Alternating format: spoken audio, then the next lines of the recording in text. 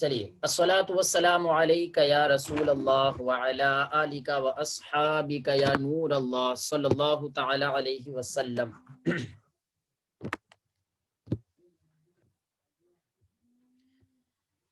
جی پیارے اسلامی بھائیو، خلاصۃ النحو میں ہمارا سبق چل رہا ہے الدرس الثانی عشر، 12واں سبق، ٹھیک ہے، معرب اور مبنی کے بیان میں۔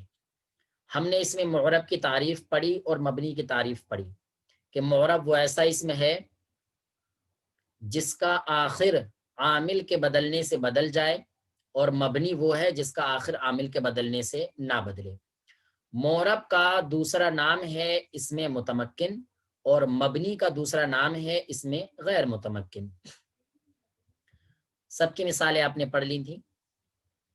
پھر آپ نے عامل اور معمول کی تعریف پڑھی کہ جس چیز کی وجہ سے معرب کے اندر فاعل، مفعول یا مضاف الیہ ہونے کی صفت پیدا ہو تو اس چیز کو عامل کہتے ہیں، اور جس چیز کے اندر فاعل، مفعول یا مضاف الیہ ہونے والی صفت پیدا ہو رہی ہے اس چیز کو معمول کہتے ہیں۔ جیسے مثال کے طور پر جاء زیدن، اس مثال کے اندر جاء آپ کا عامل ہے، کیونکہ اس جاء کی وجہ سے زید کے اندر فاعل ہونے کی صفت پیدا ہو رہی ہے، اور زید کے اندر صفت پیدا ہو رہی ہے نا فاعل ہونے والی، تو یہ زید آپ کا معمول ہے۔ پھر آپ نے اعراب پڑھا تھا کہ اعراب وہ ہے جو کہ معرب کے آخر میں آتا ہے، کبھی ضمہ کی شکل میں جیسے کہ زیدن، کبھی فتحہ کی شکل میں جیسے زیدن، کبھی کسرہ کی شکل میں جیسے زیدن۔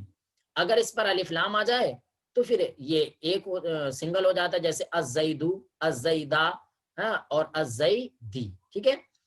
چلیے، اور کبھی حرف کی شکل میں آتا ہے جیسے جاء ابوہ، رأیت اباہ، مررت بابیہ، تو کبھی الف، کبھی واو اور کبھی یا کی شکل میں آتا ہے۔ تو یہ اعراب ہمارے دو طرح کے ہو گئے، ایک اعراب بالحرکت ہے اور ایک اعراب بالحرف ہے۔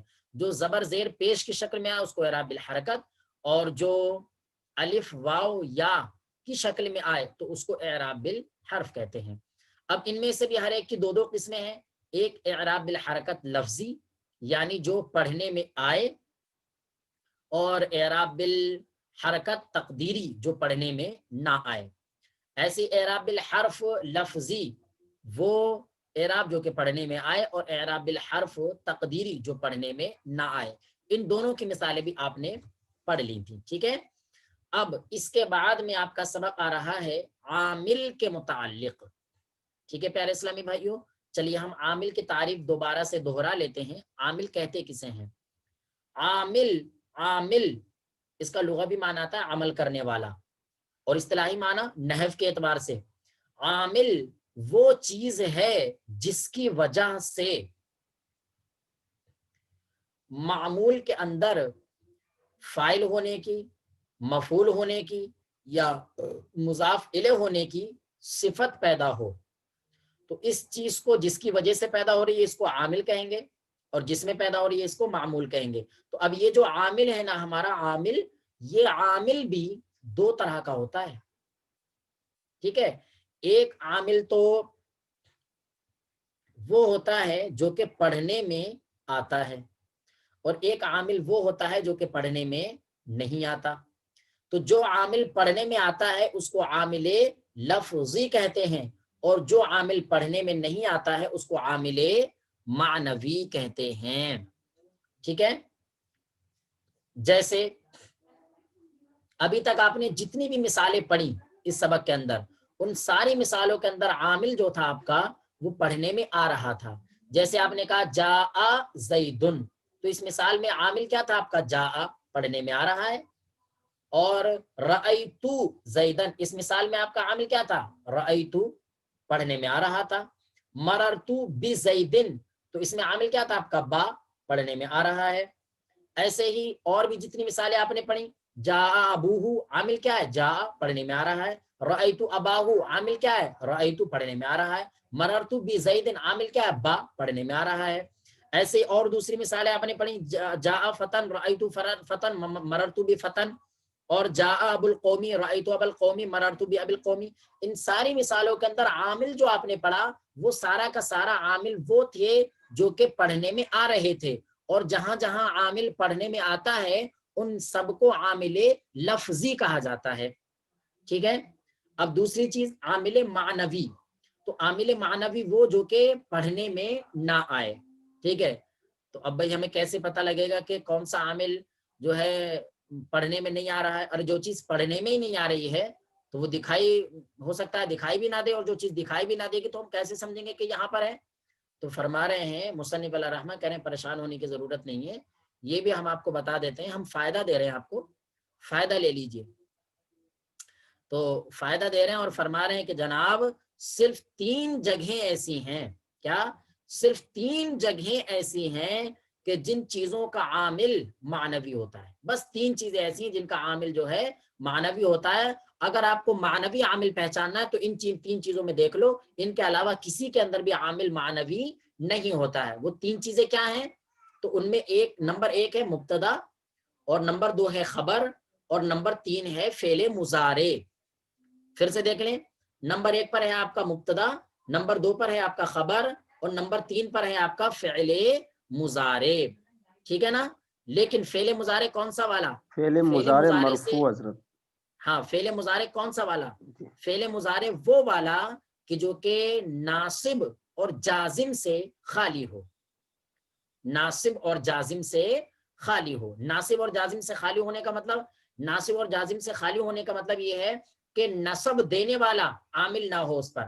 نصب دینے والے عامل کتنے ہیں؟ فعل مضارع کو نصب دینے والے عامل آپ نے پڑھ رکھے ہیں، 4 پڑھے ہیں نا آپ نے، ان، لن، کئی، اذن۔ جب آپ نے پڑھا تھا لن فعل مستقبل پڑھا تھا نا، لن، ان، لن، کئی، اذن فعل مضارع میں پڑھا ہے آپ نے، اس میں نصاب الصرف میں ذہن دہرائیے، نصاب الصرف میں آپ نے پڑھا ہے جی در لن کئی اذن، یہ جو آپ نے پڑھا ہے نا، تو یہ 4 حروف ہیں جو کہ فعل مضارع کو نصب دیتے ہیں۔ تو اگر فعل مضارع پر ان چاروں میں سے کوئی بھی حرف نہ ہو، ٹھیک ہے، اور نمبر 2 جازم سے خالی ہو۔ جازم سے خالی ہونے کا مطلب یعنی جو حروف فعل مضارع کو جزم دیتے ہیں، لم، لما، لام، لام شرطیہ، وہ ماشاءاللہ آپ نے پڑھے ہیں، احمد بھائی بتا رہے ہیں لم، لما، لام امر، لا نہیں، ان شرطیہ، یہ 5 حرف آپ نے پڑھے جو کہ فعل مضارع کو جزم دیتے ہیں۔ تو اب فعل مضارع کے اوپر نصب دینے والے بھی حرف نہیں ہیں اور جزم دینے والے حرف بھی نہیں ہیں، تو اب فعل مضارع خالی ہو گیا نا بالکل۔ تو جب فعل مضارع بالکل خالی ہو گیا تو اب یہ فعل مضارع جو مرفوع ہو رہا ہے، یعنی اس کے اوپر رفع آ رہا ہے، رفع، تو یہ رفع کس کی وجہ سے آ رہا ہے؟ تو یہ رفع آ رہا ہے عامل معنوی کی وجہ سے، ٹھیک ہے نا۔ اسی لیے انہوں نے کہا فعل مضارع مرفوع۔ تو جو فعل مضارع مرفوع ہوتا ہے تو اس کا جو عامل ہوتا ہے وہ عامل معنوی ہوتا ہے، ٹھیک ہے۔ آئیے ان ساری چیزوں کو ہم بورڈ پر سمجھ لیتے ہیں۔ پیارے اسلام بھائی، اس میں ہمیں دیکھنا یہ ہے کہ 3 چیزوں کا عامل جو ہوتا ہے وہ معنوی ہوتا ہے۔ نمبر 1 پر ہے آپ کا مبتدا،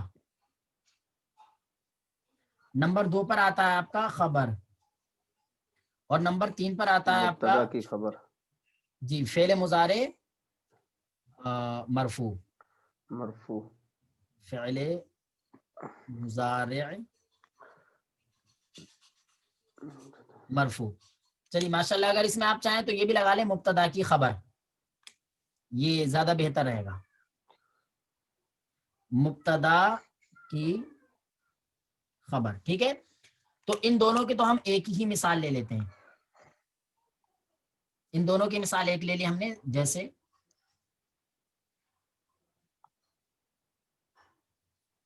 زید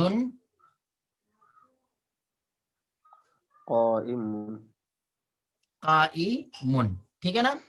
اور فعل مضارع مرفوع، تو اس کی ہماری فعل مضارع کی پوری گردان ہے، فعل مضارع کی جو بھی گردان ہے نا ہماری، یہ پوری گردان لے لیں گے، یفعلوا، یفعلان، یفعلون، یہ پوری گردان، ٹھیک ہے نا، یہ ہم نے اشارہ کر دیا جی۔